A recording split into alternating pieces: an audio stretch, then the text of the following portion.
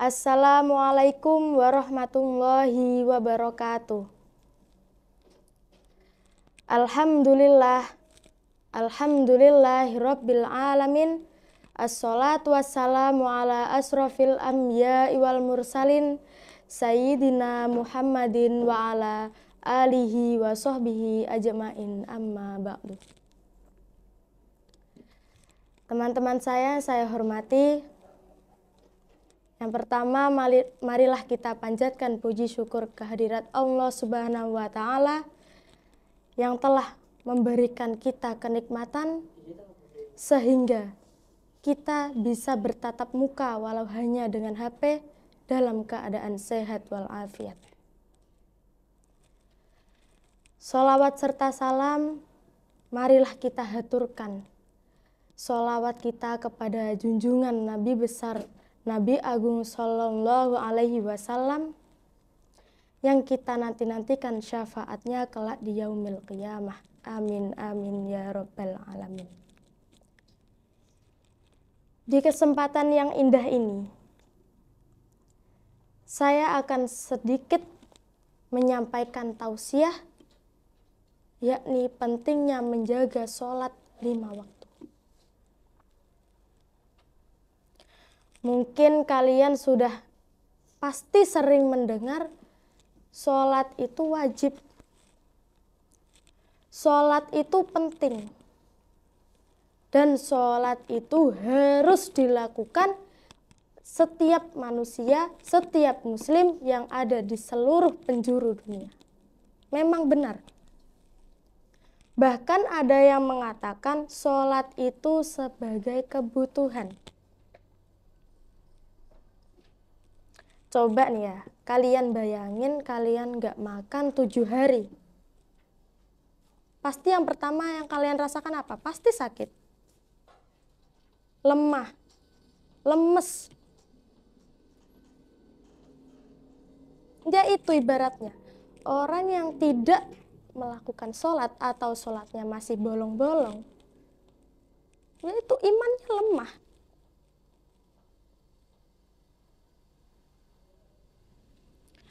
Bahkan guru saya itu pernah mengatakan sholat itu tiangnya agama. Sholat itu kepala agama. Coba kalian bayangin ya, bangunan tidak ada tiangnya. Pasti apa yang terjadi? Roboh kan? Runtuh.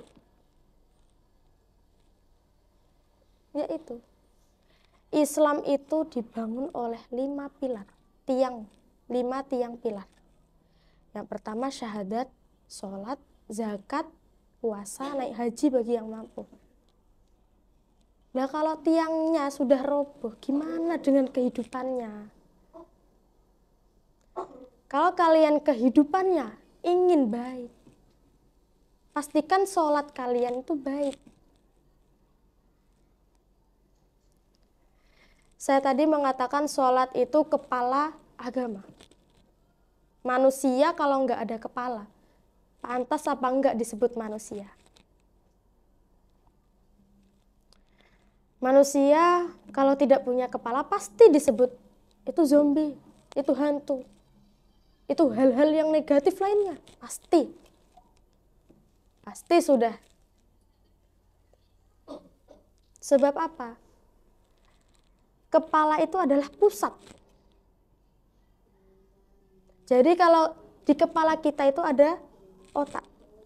Kalau otak kita yang mikir yang banter, pikirannya banter gitu, pasti badan kita ngedrop. Ya kayak gitu. Sholat. Di kalangan remaja ini mungkin sholat itu sudah diremehkan ya.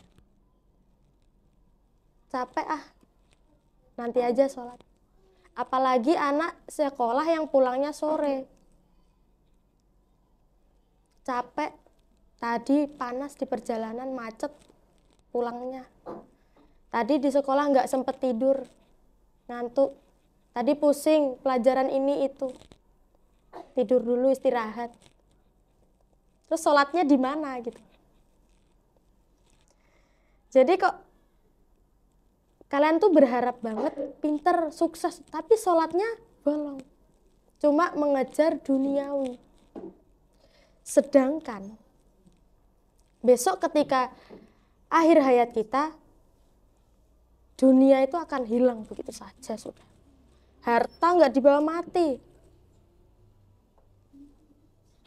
Jadi nggak ada alasannya kita itu meninggalkan sholat hanya capek, ngantuk, pusing, tadi banyak tugas. Tidak ada.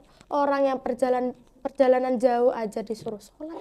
Orang yang perang saja dalam keadaan darurat itu tetap disuruh sholat. Apalagi kita yang kayak gini kok malas sholat gitu. Kan aneh zaman sekarang. Mintanya yang pengen sukses, pengen punya ini itu. Sholatnya ditinggalin. Nah,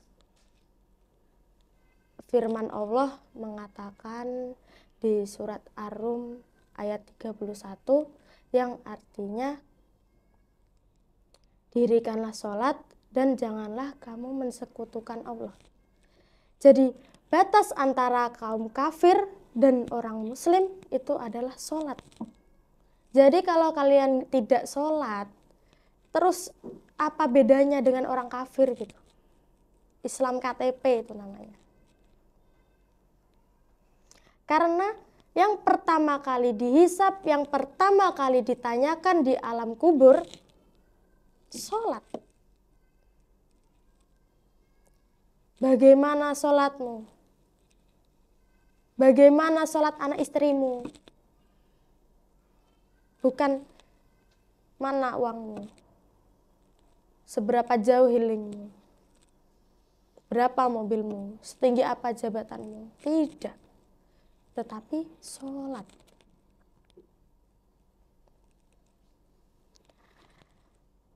Terus guru saya mengatakan setelah kita sholat jangan langsung berdoa. Karena itu tidak sopan. Sehabis sholat itu kita harus berzikir kepada Allah dulu. Kita ingat sama Allah. La ilaha illallah. Astaghfirullahaladzim. Kita ingat dengan dosa-dosa kita. Lalu kita mohon, meminta kepada Allah.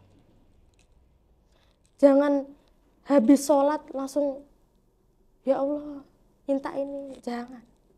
Itu tidak sopan. Kita di dunia ini, dilahirkan di dunia ini hanya untuk beribadah kepada Allah. Jadi kita kerja, kita makan, kita healing, yaitu kita niatkan, saya pengen healing, pengen lihat indahnya alam ini. Terus orang kerja. Jadi gini, kata Gus saya di pondok, Gus saya tuh mengatakan gini, kehidupan 24 jam itu hanya untuk menunggu waktu sholat. Subuh kita sholat. Terus nanti kita sholat duha. Habis itu setelah sholat duha, kita nggak ngapa-ngapain. Yaitu kita sempatkan untuk kerja, mencari nafkah untuk keluarga. Kita sempatkan untuk belajar. Itu kita menunggu waktu duhur. Terus menunggu waktu asar. Kita nonton TV. Yaitu, sholat itu penting sekali. Kita minta hujan aja disuruh sholat. Kita banyak masalah saja disuruh sholat. Kita bingung mau kemana, sekolah mana, tetap disuruh sholat. Yaitu, Nabi Muhammad aja ada masalah sholat. Terus masalahnya panjang gitu. Enggak. Allah memberi petunjuk lewat sholat tadi. Jadi ya kita sempatkan lah. Ya jangan disempatkan, kita wajibkan diri kita itu sholatnya sempurna. Gak apa-apa pulang sekolah sore, capek. Tadi banyak pelajaran, gak apa-apa. Sholat, habis itu curhat ke Allah. Terus habis itu tidur sudah. Sholat itu untuk menenangkan hati kita. Jadi orang yang meninggalkan sholat atau orang yang masih belum sholat, pasti itu gak tenang, pasti kepikiran, kemana-mana kepikiran. Oh iya, di KDS, duhur, oh iya waktunya sholat. Tapi kalian gak mau sholat, pasti itu akan rasa cemas itu menghantui kalian. Jadi gak tenang kalian. Coba kalian itu mau kemana-mana, sholat dulu. Pulang sekolah sholat. Mau ke jalan-jalan kemana itu. Habis duhur jalannya, sholat dulu. Tenang nanti. Sampai tujuan tenang. Ya itu tadi yang bisa saya sampaikan. Pokoknya sehabis sholat itu kita harus berzikir dulu. Jangan langsung, ya Allah minta ini. Jangan, itu ndak sopan. Kata guru saya di pondok itu tidak sopan. Gitu.